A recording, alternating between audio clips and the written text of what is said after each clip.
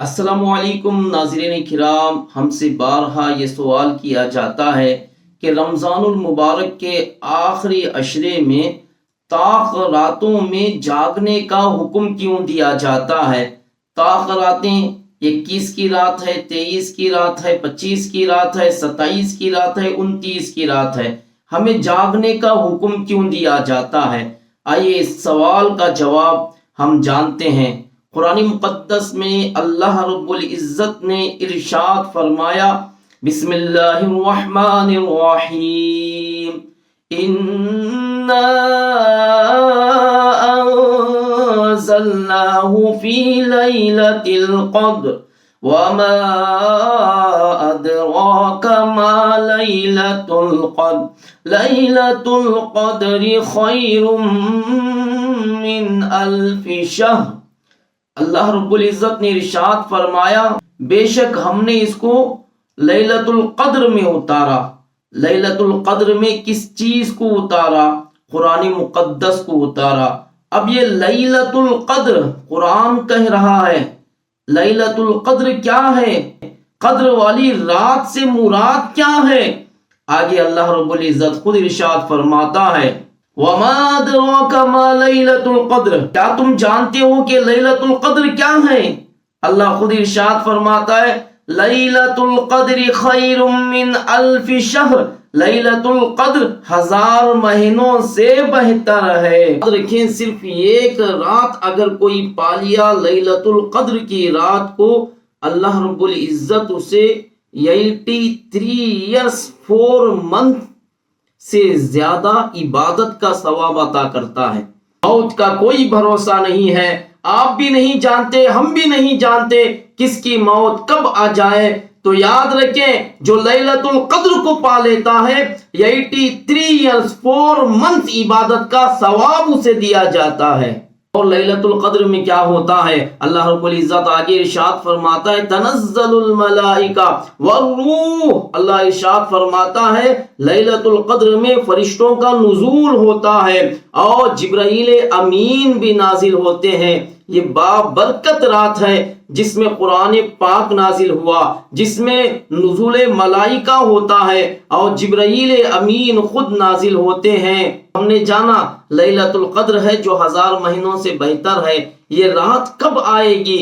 جب ہم احادیث مصطفیٰ کی طرف رخ کریں گے۔ صحیح بخاری کتاب الصوم میں یہ حدیث پاک موجود ہے، جامع ترمذی کتاب الصوم میں یہ حدیث پاک موجود ہے۔ ام المؤمنین حضرت عائشہ صدیقہ رضی اللہ تعالی عنہا فرماتی ہیں کہ آقا کائنات صلی اللہ علیہ وسلم آخری عشرے کا اعتکاف کیا کرتے، اور آقا کائنات نے ارشاد فرمایا، شب قدر کو آخری عشرے کے طاق راتوں میں تلاش کرو۔ اب حضور نے فرما دیا، شب قدر کو اگر پانا ہے تو آخری عشرے کے طاق راتوں میں تلاش کرو۔ حضور صلی اللہ علیہ وسلم دوسرے عشرے کا اعتکاف فرماتے ہیں، پھر اس کے بعد جبرائیل امین کے ذریعے سے آپ کو یہ بتایا گیا کہ شب قدر آخری عشرے کی طاق راتوں میں تلاش کرو۔ تب آقا کائنات نے ارشاد فرمایا صحابہ کرام سے، اے میرے صحابہ کرام، آپ آخری عشرے کا اعتکاف کریں، مجھے بتایا گیا ہے شب قدر کو طاق راتوں میں رکھا گیا ہے۔ سبحان اللہ، جس سال آپ کا انتقال ہونے والا تھا اس سال آپ نے 20 دن کا اعتکاف کیا۔ سیدہ عائشہ صدیقہ رضی اللہ تعالی عنہا فرماتی ہیں، آقا کائنات صلی اللہ علیہ وسلم جب رمضان کا آخری عشرہ ہوتا تو اس وقت اپنا تہبند مضبوط باندھ لیتے، یعنی آپ کمر بستہ ہو جاتے، خود بھی اس آخری عشرے میں جاگنے کا اہتمام فرماتے اور اپنے گھر والوں کو بھی جگاتے۔ صحیح بخاری کے الفاظ ہیں۔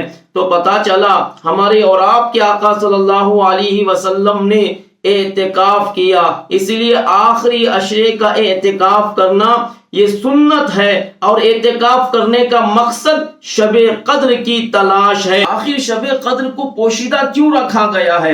حضرت ابو مسعود رضی اللہ تعالی عنہ بیان فرماتے ہیں رمضان المبارک کا مقدس مہینہ شروع ہو چکا تھا۔ ایک دن آقا کائنات صلی اللہ علیہ وسلم کو فرماتے ہوئے سنا۔ ہمارے اور آپ کے آقا صلی اللہ علیہ وسلم نے ارشاد فرمایا اگر لوگوں کو رمضان کی رحمتوں اور برکتوں کا پتہ ہوتا تو لوگ خواہش کرتے کہ پورا سال رمضان ہی ہوتا۔ پہلی صف اور اذان دینے کی فضیلت کیا ہے؟ صحیح بخاری میں یہ حدیث موجود ہے، جامع ترمذی میں یہ حدیث موجود ہے۔ ہمارے اور آپ کے آقا صلی اللہ علیہ وسلم نے ارشاد فرمایا اگر لوگ جانتے کہ اذان اور پہلی صف میں کیا ہے تو پھر بغیر قرآن اندازی کے نہ پاتے، لہٰذا اسے پانے کے لیے قرآن اندازی کرتے۔ ہمارے اور آپ کے آقا فرما رہے ہیں اذان دینے کی فضیلت اگر کوئی جان لے اور پہلی صف میں کھڑے ہونے کی کوئی فضیلت جان لے تو قرآن اندازی کریں گے کہ میں پہلی صف میں کھڑا ہوں گا، میں پہلے اذان دوں گا، میں پہلے اذان دوں گا، یہاں تک کہ قرآن اندازی ہوگی۔ تو سوچیں اذان کی فضیلت کو بھی پوشیدہ کر دیا گیا ہے، اگر لوگ جانتے تو قرآن اندازی کیا کرتے۔ اور آپ کے آقا صلی اللہ علیہ وسلم نے ارشاد فرمایا مجھے شب قدر دکھائی گئی مگر پھر بھلا دیا گیا، اور آقا کائنات نے فرمایا کہ شب قدر کو آخری عشرے کے طاق راتوں میں تلاش کیا کرو۔ اسی لیے ہم اور آپ آخری عشرے کے طاق راتوں میں جاگتے ہیں۔ آخری حدیث سماعت فرما لیں، ہمارے اور آپ کے آقا صلی اللہ علیہ وسلم نے ارشاد فرمایا ان هذا الشهر قد حضركم وفيه ليلة خير من 1000 شهر من حرمها فقد حرم الخير كله